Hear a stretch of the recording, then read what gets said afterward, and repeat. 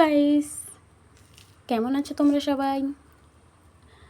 All Bangla রান্নাঘরে তোমাদের সবাইকে স্বাগত। যারা আমার ভিডিওটা দেখছো প্লিজ লাইক কমেন্ট শেয়ার করো।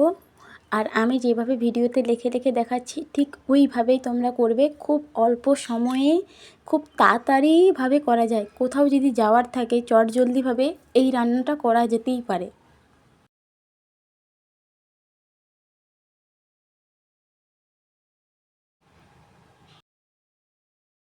আমি কিন্তু পেঁয়াজটা মিক্সিতে গ্রেট করিনি।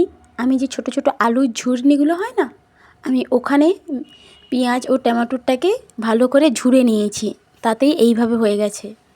তারপর এতে তোমরা লঙ্কা গুঁড়ি, হলদি গুঁড়ি, নুন এটা তোমরা দিতেও পারো আবার নাও দিতে পারো। তোমরা যখন মশলা করবে বা আমি মশলাটা মাছের মধ্যেই সহজভাবে হওয়ার জন্য আমি এইভাবে পদ্ধতি করেছি। তোমরা যখন আলাদাভাবে করবে তখন ওইভাবে মশলাটা দেওয়ার সময় তখন ওখানে নুন, হলদি, লঙ্কা গুঁড়ি অ্যাড করতে পারো।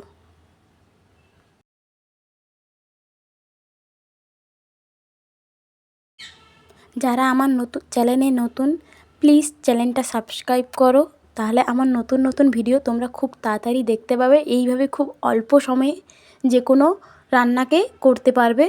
প্লিজ সাবস্ক্রাইব করো আমার।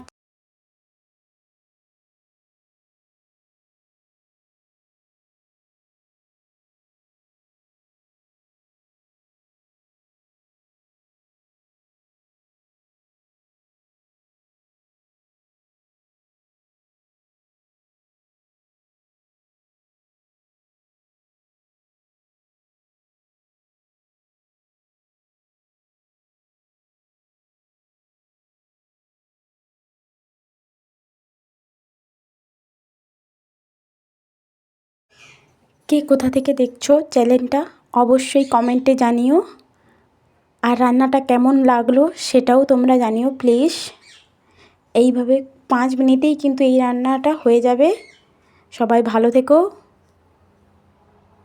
আর আমার পাশে থেকো। এইভাবে যেন আমি এগিয়ে যেতে পারি। প্লিজ চ্যানেলটা সাবস্ক্রাইব করে একটা লাইক বাটনে লাইক কমেন্ট করো। কেমন হয়েছে ভিডিওটা জানিও।